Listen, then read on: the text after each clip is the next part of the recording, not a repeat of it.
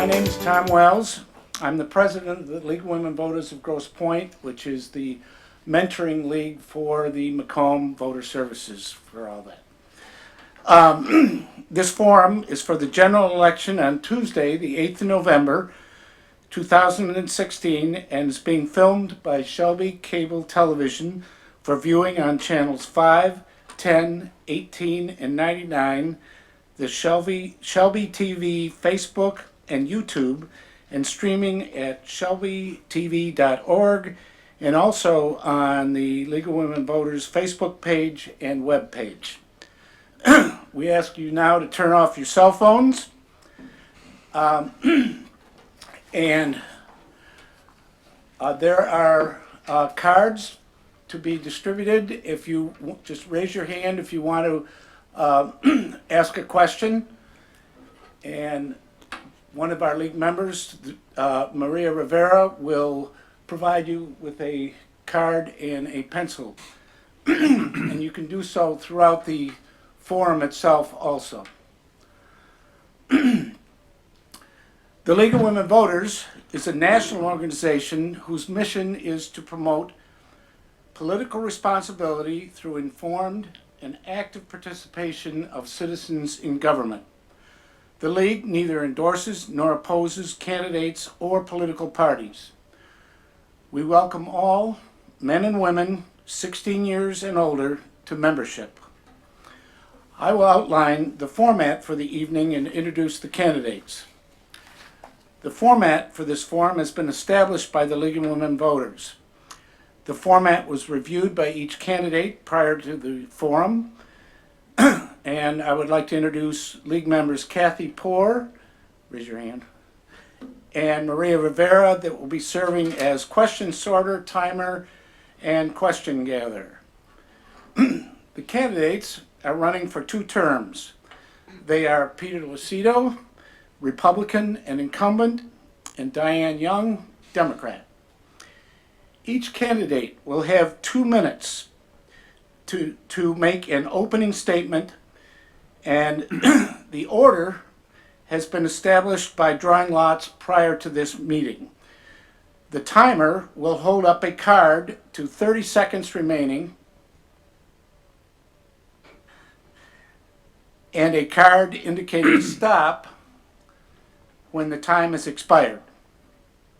Following the opening statements, the candidates will be answering questions written from the audience. These questions may be addressed to a specific candidate or may be for both candidates. The written questions will be reviewed before given to me, and they will be reviewed for redundancy and for slanderous content. As moderator, I reserve the right to close discussion on a question. At the end of the question period, each candidate will have the opportunity to make a 2-minute closing statement in the reverse order of the opening statements. So, I remind you that there will be no comments from the floor during this forum, and ask that the audience refrain from applauding until the end of the forum. We will begin with the opening statements. Each candidate will have up to 2 minutes. Mr. Lucido. Thank you, and good evening, everyone. First of all, I'd like to thank the League of Women's Voters, Shelby Township, also for the individuals that have all been seated here tonight, for coming out and being a part of the democracy that we all live under. My opening statement is pretty clear and direct. I was born in a family of 8 children. I'm one of 8. Mom and dad make 10. My father was a produce man. We were fortunate enough to all live in the same house, and we all lived together and went to school together in a Catholic family. Afterwards, I was fortunate enough to get into De La Salle High School and graduate, go on to Macomb Community College. And after Macomb Community College, I went ahead and I went to Oakland University, where I obtained my degree. So I stayed local. I'm homegrown here in Macomb, and I'm here to stay. Afterwards, I met my bride, Anne Marie, who's here tonight, at Macomb, and went on to Oakland with her.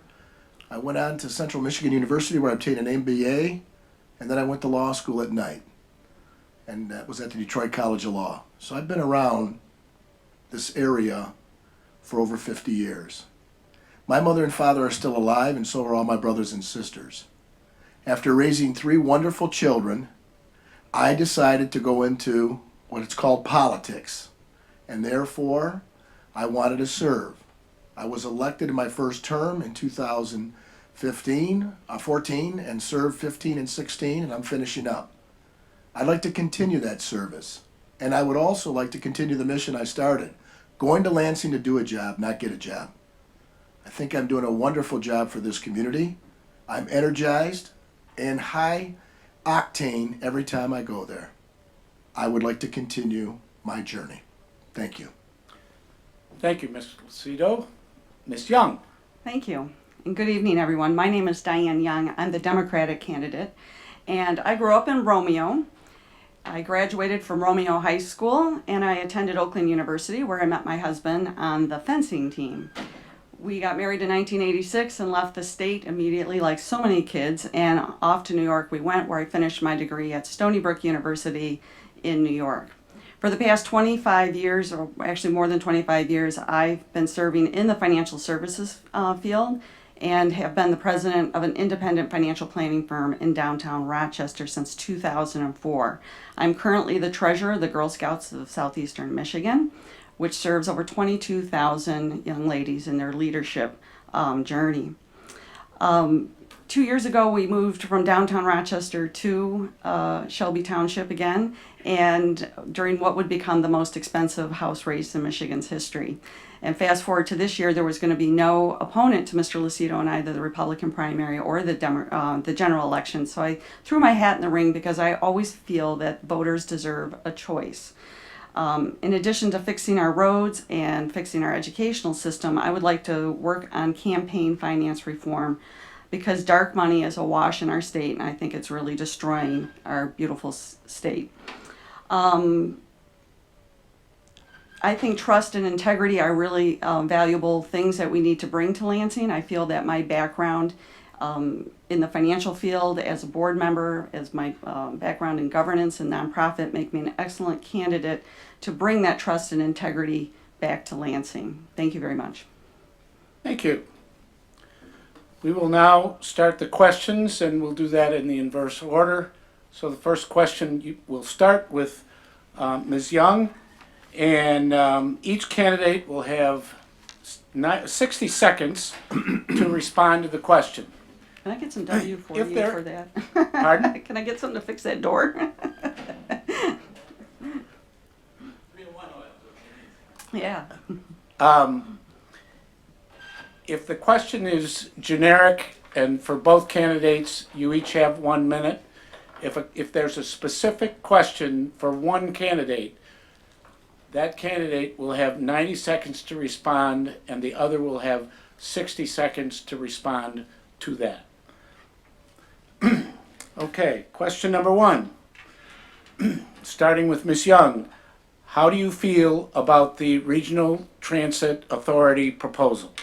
I'm a strong supporter of the Regional Transit Authority as it stands right now. I think this area is deplorable when it comes to transportation. Our region ranks one of the worst in the country. And as someone who has traveled abroad, as someone who used to live in the New York City area and travel from Long Island, Westchester to Manhattan, I know how powerful having transportation is. Our children are leaving this area because they don't have transportation. And to have an effective city needs its employees to be able to get to and from work in the most cost-effective way. And our system right now, it's an embarrassment, and we need to support it. We need a seat at the table to make sure that Macomb is represented and is getting its money's worth. So I'm a strong supporter of the RTA. Thank you. Mr. Lucido.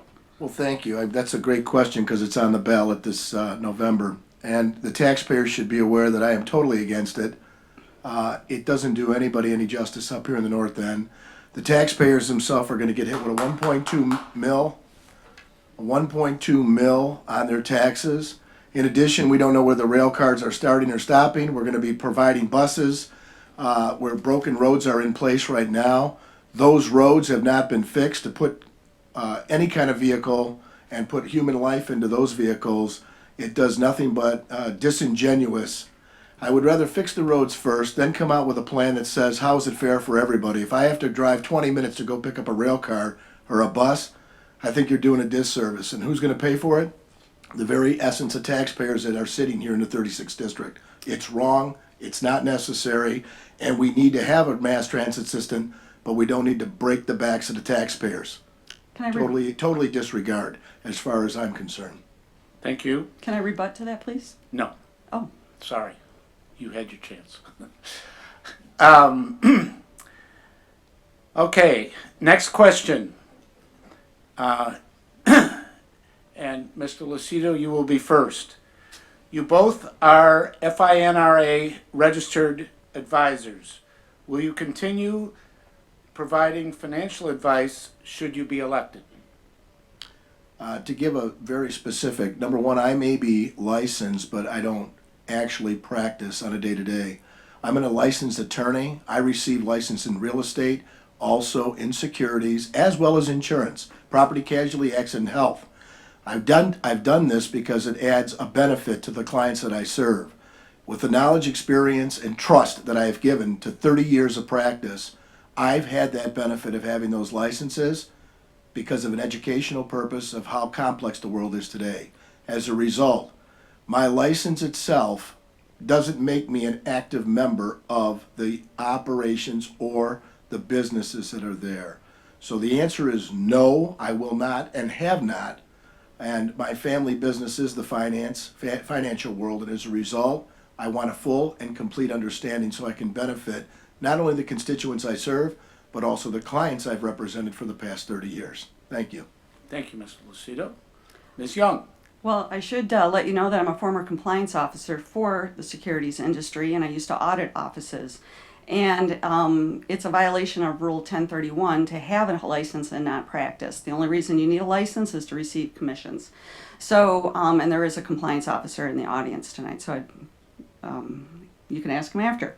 I actually filed SEC and FINRA reports to the regulators against Mr. Lucido. I was shocked to uncover some of the things when I was doing my background research. And in addition, I filed Secretary of State campaign finance violations against him also for not reporting his office. The question, though, was whether I would continue. I would continue to have my practice because the chances, A, of me winning are slim. But secondly, if I did win, it's just a temporary job. So I have to have my practice, and I would keep it. Thank you. Mr. Lucido, you already did that. Sorry. Question number 3. The Citizens United case has sparked a lot of debate at the federal level on the topic of campaign finance. What do you think needs to be done at the state level to address this issue? Ms. Young, you're first. Thank you. I love that. Citizens United was, in my opinion, a great disservice because it basically said that my corporation has the same civil rights as a person, and I don't believe that my corporation has the same civil rights as I do. We need to Judge Brandeis from the Supreme Court said sunshine is the best disinfectant, and right now our state is awash in dark, dark money. We don't know who's influencing policies out there, and we need to shine a light on this right away. So some of the, having your campaign finance, who's funding these, having nonprofits like my opponent has a nonprofit that companies can dump money into and then he can dole out, are not appropriate ways to handle our campaign, and it's ruining our state, and we have to fix it right away. Thank you. Yeah, Mr. Lucido. I basically financed my own campaign through the first election, and as a result, I went and did like everybody else. I've asked for some donations from people like all other politicians do that support my legacy of candidacy to continue on. As far as what dark money she's speaking about, that doesn't affect me, nor does it even fall into my underlying what's going on. In fact, if anything, I believe campaign finance reform is necessary at a federal level and even at a state level. There's a degree of what I believe is your campaign finances that are disclosable and those that are corporate, as she's indicated, those are doing things for the community. It's actually education and community outreach and development that those are used for. And those are good things for the community, to build a good, strong community. Most importantly, to give back as a candidate, because that's what you're doing, public service. So for that matter, I do believe in campaign finance, but I also believe in money that comes from Walgreens and or Walmart or those type of industries that Thank will put it in. Thank you. Mr. Lucido, you're first on this. Thank you. What are your future plans when you are forced out due to term limits? You can't speculate on what the future holds. Only God knows what it holds. But as far as I'm concerned, I have a law license to go back to. I have an insurance license to go back to if I want to go in the industry.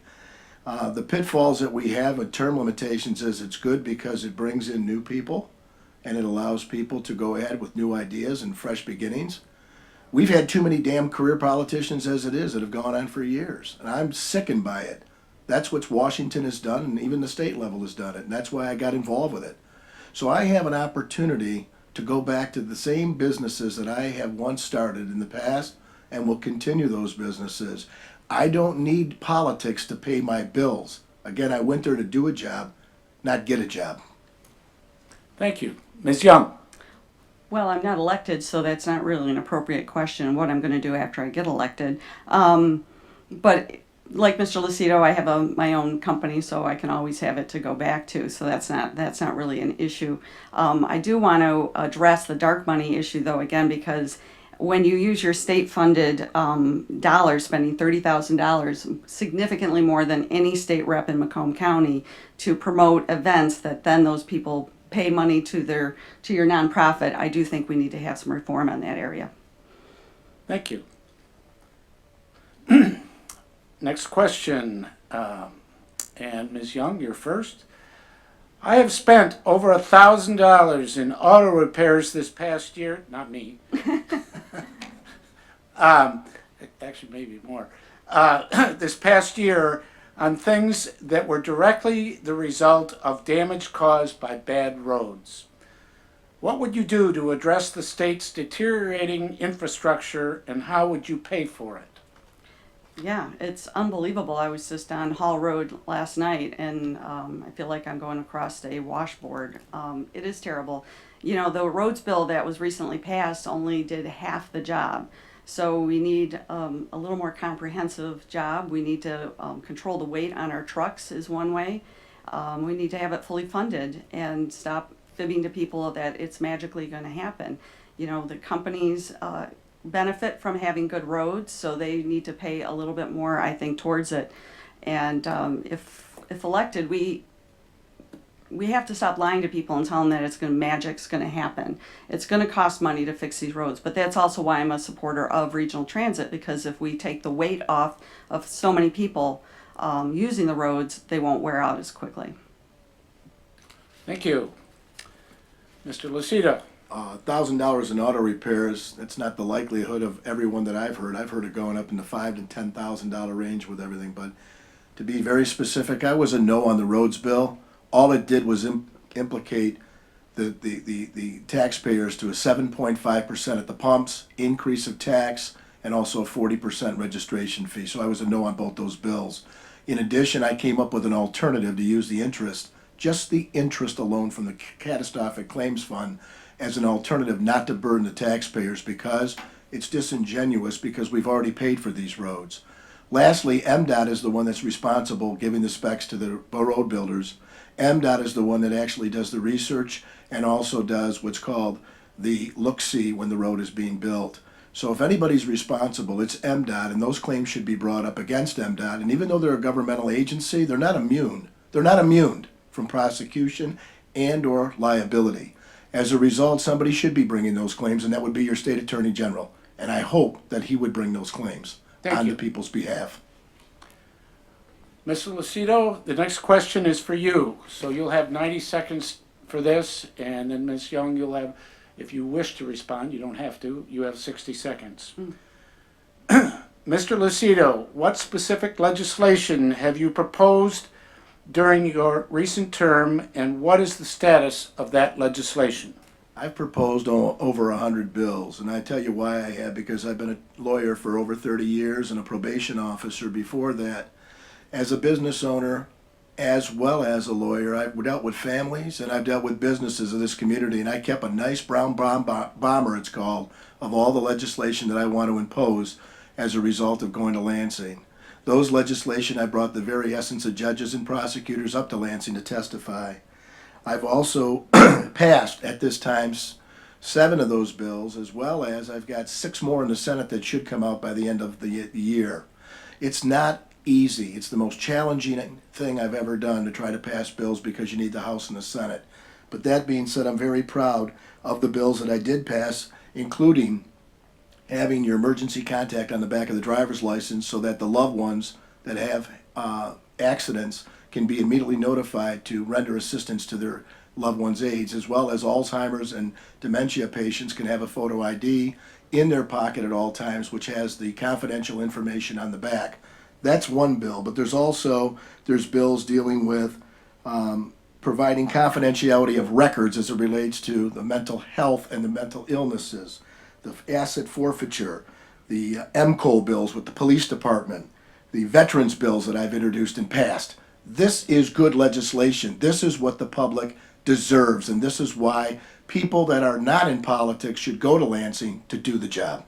Thank you. I would like to respond if you Now, don't mind. Ms. Young, yes, you have 60 seconds to respond if you wish. I or- do wish, thank you. Okay.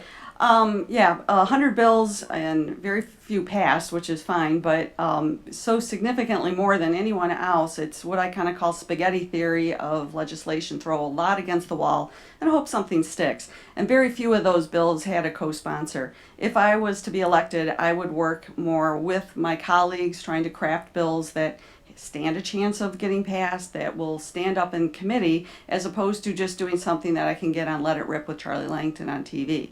Some of the bills that he's introduced, he says that they don't cost any money and whatnot, but they do. And legislation to craft it even cost money. When you introduce a bill, it's got to go someplace, someone has to write it up. Those things cost money, and I feel that that's really a waste of taxpayer dollars. I don't think we need more legislation in Lansing. I think we need effective legislation in Lansing. Thank you. Next question, Ms. Young, this is for you. What strengths do you feel you would like or that you would bring to the legislature? Oh, I think I have a lot of strengths. In fact, that's why a lot of people have encouraged me to run for office. For years, people have. My skill sets, I work on a lot of boards, and I think I'm known as the drama reducer. I know someone sitting here in the room that knows that well. And I'm also really good at collaborating and getting people to come to the consensus to get the job done and bringing very disparate ideas together. I'm a hard worker, and I'm also known as the idea gal. If you need an idea, a solution, I can come up with a solution. And I will work hard to help people do that. And as a board member of the Girl Scouts, as president of Paint Creek Center for the Arts, I'm on the Plan Giving Committee for Public Television, all those types of groups. I'm always working and helping and building. So my strengths are leadership and hard work and ideas. Thank you. Mr. Lucido, you don't need to, but if you would like to respond to that? I will. Okay. My philanthropic background speaks for itself. It's on the website. More importantly, I've sat on a host of boards here in Macomb County. Didn't limit my educational experience because I've got a diverse background of education, not only as an MBA, but also as a law degree. As a lawmaker, that's what I do. I have a chance to look at the law, and I have a chance to reshape it for the society that we live in today. In addition, I've sat on educational boards. So between hospital boards, educational boards, philanthropic boards, I believe I'm very diverse and have a deep sense of pride as it relates to helping others. And that means to do a good community work for this district. And I'm proud of that. Thank you.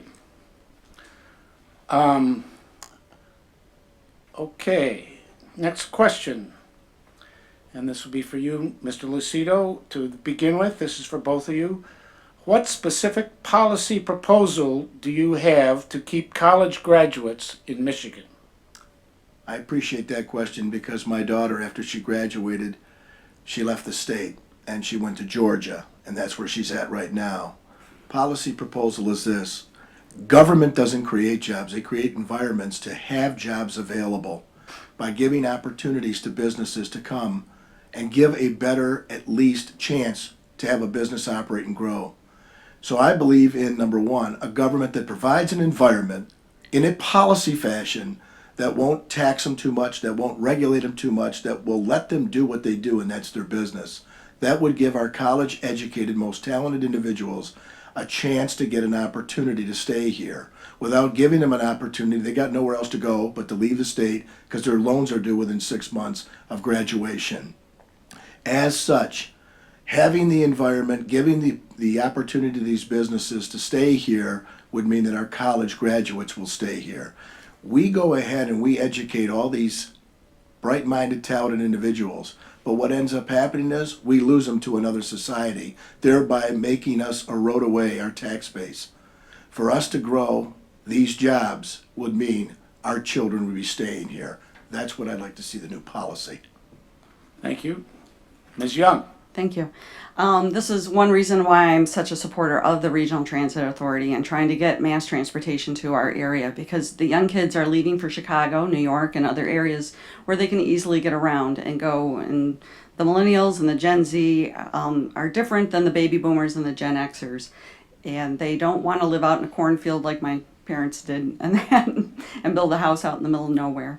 But they want to live in a vibrant community in that, and they're not finding that here. So it's not just jobs, but it's an environment. So we need to look at that and make sure that they can get around and do the things that they want to do to provide the right environment. And I think that's the role that we can play in the government. Mr. Lucido is right that the government doesn't create jobs, it creates an environment. And right now, I don't feel that Michigan has that. And not only that, our policies for LGBT issues and things like that, our young people, these aren't the battles that they want to be fighting anymore. They're like, what's wrong with you people? So we need to address those too.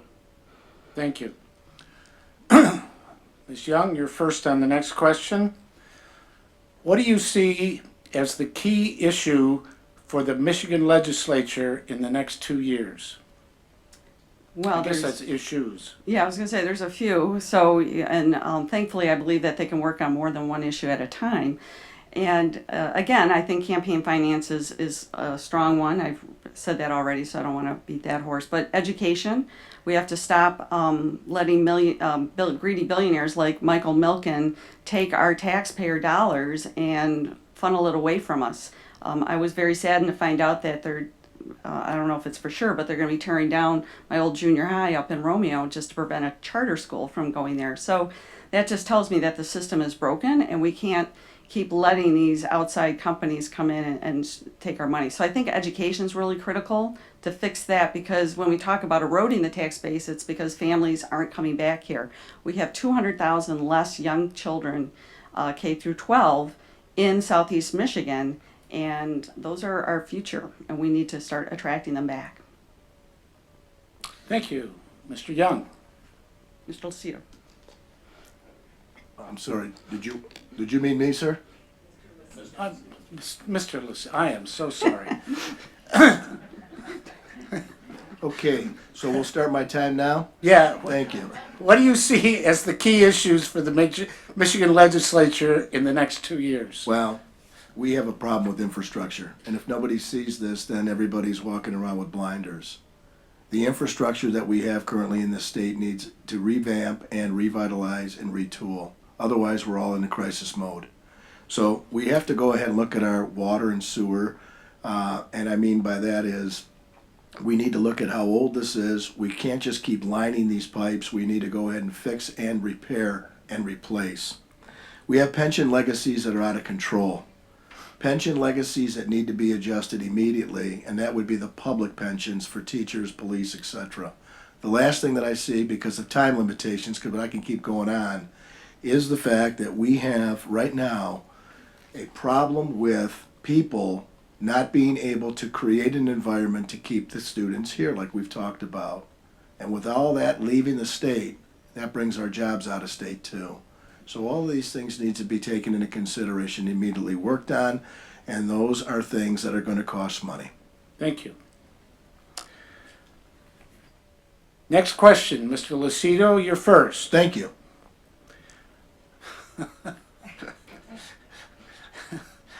Are you, being a man in the League of Women Voters, I understand some of the gender problems here, so I'm glad you do. anyway.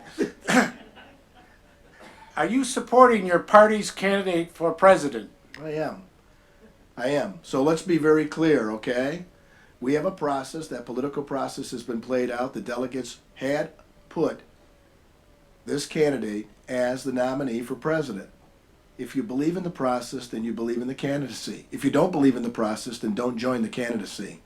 So therefore, we have a businessman that is going to do the same thing that I did, going to Washington to do a job. He sure as heck doesn't need to get one. I believe that the candidate itself was put by the delegates. I believe that the candidate itself has to play out the role as the nominee, and I believe we move forward. I don't want to work and play in the past, but I want a brighter future for tomorrow, and that's what I believe candidacy is all about.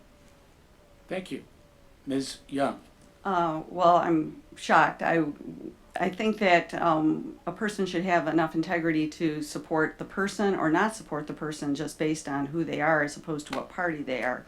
So I found, as a woman, I found Mr. Trump's shenanigans quite offensive, just as I have other politicians in the past. And I used to work in Manhattan in the 90s, so I'm very familiar with his background in that, and I don't want that in the White House. So I am supporting my candidate for office, and but I think she's the most qualified person.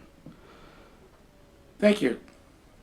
First one is for you, Ms. Young. What is your position on same-sex marriage? I support it, just like the Supreme Court.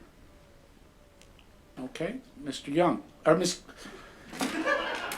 My Mr. husband's No. over there, please. Are we ready to start this discussion?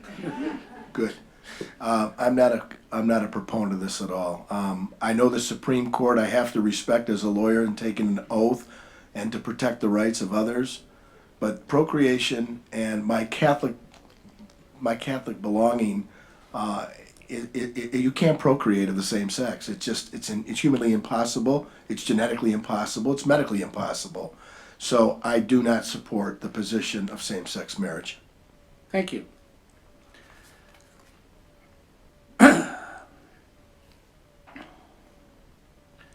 Some of these, we usually have a team of sorters and gatherers, and some of these are repetitive, and I don't want to do Doing that fine. to you.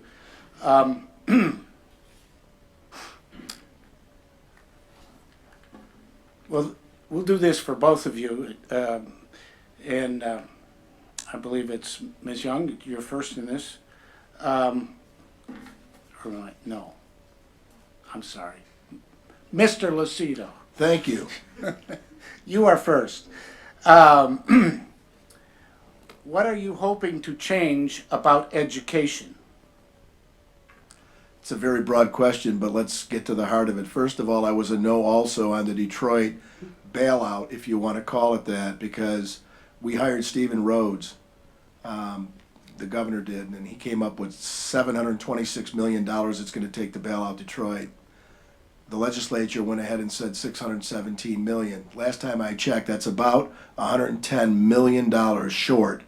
Thereby, if you leave less gas in the tank for the journey that you're supposed to travel, you're never going to make it. Number two, I do believe in a public education. I do believe that there is the Constitution that says that every student shall be given an education in the state, but at what cost?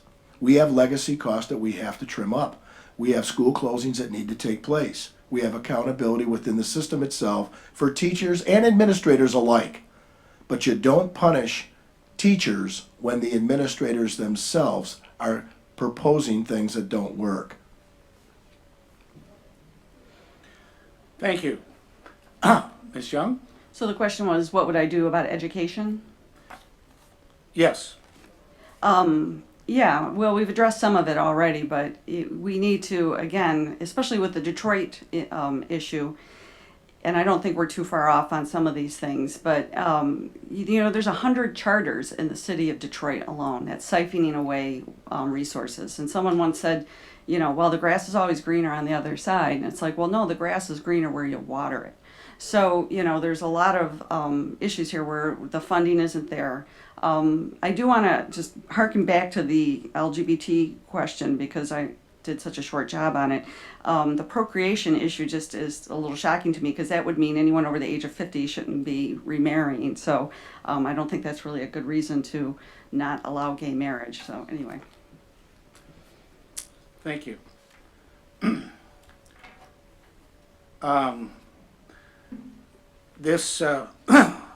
Okay, Ms. Young, what will you do in regard to Obamacare rates that are out of hand and people need help to afford health care?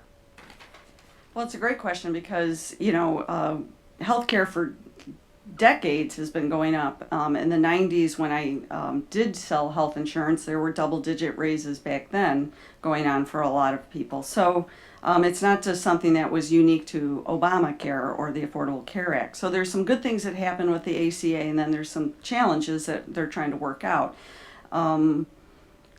So it's a complicated issue, and part of the problem for Michigan is that we were so late to the table because the legislature at the time just assumed it wasn't going to happen. So they weren't prepared. They didn't have their state set up properly for the exchanges set up. So we need to make sure that we have competitive rates. I think there's a lot of good things that happened such as women not being discriminated against, being able to insure our children under the up to age 26 has been very helpful. So we have to remember there's been some good things, and then there's a lot of challenges that have to still work its way out.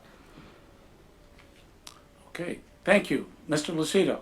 Yeah, one of the major issues that we've tried to dissect and try to resolve is the car insurance, which has the medical provision in it.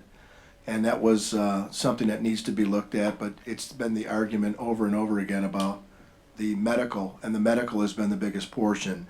There's nothing we can do as legislators here in the state level, what the federal legislators did in Washington. There's very little you can do except put up stopgaps. So the Medicaid expansion before I got to Lansing was already voted on. And they literally now, we're feeling the effects because we're going to backfill that now with taxpayers' dollars.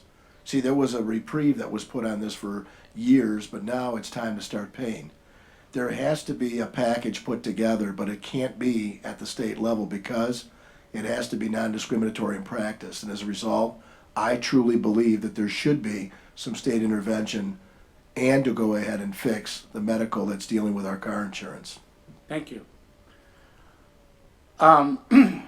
The questions, I have one more question, and this will be the last question unless there's more that come up here real quick, and then we'll go into the closing statements. And Mr. Lucido is first. Thank you. Question: what do you believe are the local issues that you would address in the Michigan legislature? Perfect question. We just dealt with one, and we've got some funding that went to the 33-mile road bridge up there in Bruce Township, and I was very happy that I worked with my senator, Jack Brandenburg, tandemly to get the funding from the Appropriations Commission and told him how important this is for not only access to get the trucks off the road, to get them over there to the area, but also for economic development. So economic development in my own hometown, which I serve, is very important to me. It'd be disingenuous not to be. In addition, I truly believe that the state roads that I can get repaired, fixed, looked after, tended to, those are things I'm shooting out as many times as I can from MDOT to come and take a look at what it is that they went ahead and did to my community.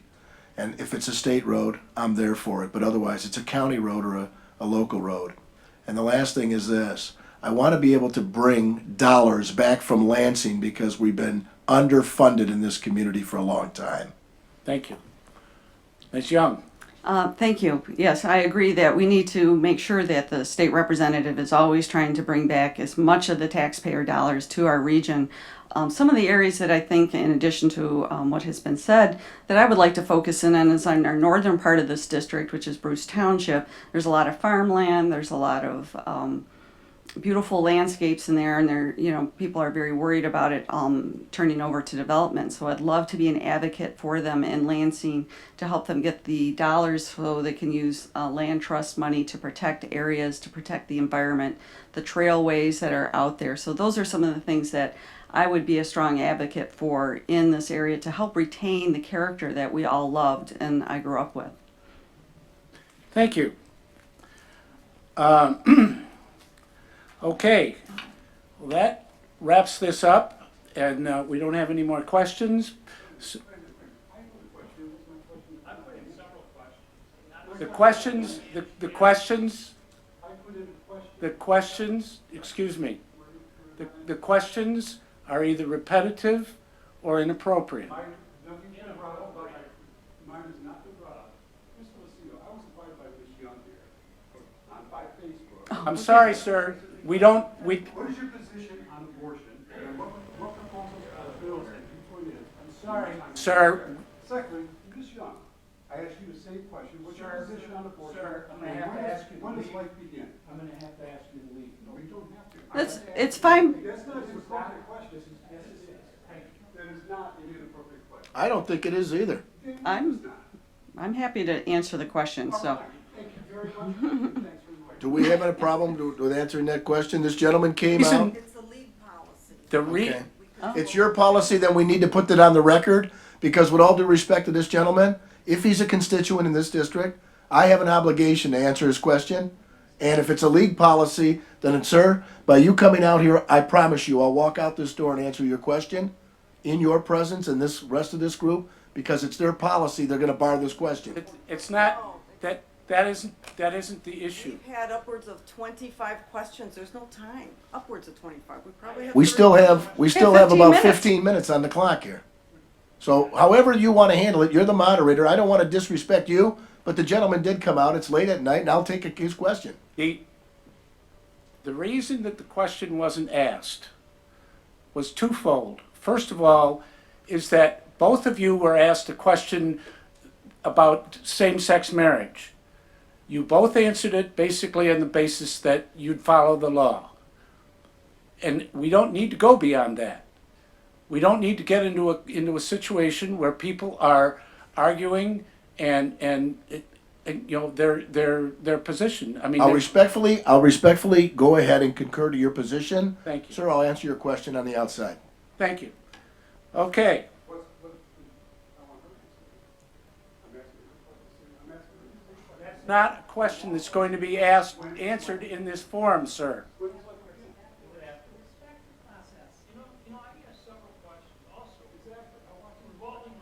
When you You know something?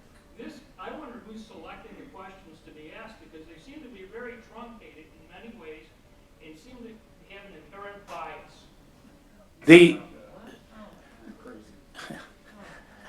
I'm sorry you feel that way, but the questions are supposed to be not slanted and not of the type that, did you beat your wife last night? And there are some questions in here that are questionable along those lines, because that's not the way that this is handled. Well, So we have, It's not a we now debate, it's are a to the candidate closing forum. statements. Mr. Lucido, you were first in the opening, so Ms. Young, you will be the first to go in your closing statement of 2 minutes. Thank you. And thank you all for coming here. We'll be happy to answer any questions offline for anyone, or maybe you can get us on Let It Rip and we'll do it there. Again, I'm so grateful to be here, and I'm really grateful to Mr. Lucido for agreeing to debate me, or to have a forum with me tonight. Again, I believe my business experience, my over 25 years, my experience as a mom, as a community member, a nonprofit board member, make me a qualified candidate to represent you in Lansing. I have always been known as an idea person, someone who works hard, someone who has a sense of humor, and wants to get the job done. I would love to be the person to go to Lansing, represent you with the highest levels of integrity, trust, friendliness, and that in Lansing. So thank you very much, and thank you to the league for doing this and handling. I appreciate it. Thank you. Mr. Lucido. Thank you. And I appreciate the spirited debate that is being taken into consideration here tonight. I always believe in good diplomacy, but I do believe in a democracy. And a democracy means hearing from the candidates that you would like to represent you, and more importantly, have the ability to represent you. I believed from the mission that I started back in 2014, it was a journey. And the journey was a ray of hope for a brighter tomorrow was my slogan. It still is. I left a practice of 30 years as a lawyer. I left my family to go up to Lansing and spend nights up there. I will continue that mission because I do believe in this community that I live in, that I chose to live in, because of the school districts, the businesses, the people, and most importantly, the friendships I share here. I do believe that I am the loudest, strongest voice in Lansing. I propose a lot of legislation because I have the ability to do a lot of work and multitask what I do. I get the job done and shown that to this community. I don't say no without coming up with options or alternatives. A no doesn't mean we're going to get the job done. It only means more stalling. Come up with alternatives and options, and that's what I've provided. Alternatives to get the people what they need. Good government, honest government, credible government. Lastly, I believe this because of time. I know I have a deep understanding of how this practice of Lansing works. There's influences every day. I chose the high road on everything that goes on up there. I vote against my own party when I believe it's in the best interest of the 36th district. I will continue to vote what these people need here in the 36th district. I will be the strong voice and be an effective legislator that you can be proud of and that you can be assured of. Thank you. Thank you, Mr. Lucido. And I want a special thank you for your commitment to public service. Thank you. And thank you again to Shelby Cable Television for filming this forum for broadcast. This forum will be available for viewing on channels 5, 10, 18, and 99, the Shelby TV Facebook and YouTube, and streaming at shelbytv.org, and also on the League of Women Voters Facebook page and web page. Election Day is Tuesday, November 8th, 2016. Polls will be open between 7 a.m. and 8 p.m. You can verify your voting registration status by calling your city clerk or by going to vote411.org or the Secretary of State website. Thank you and good evening.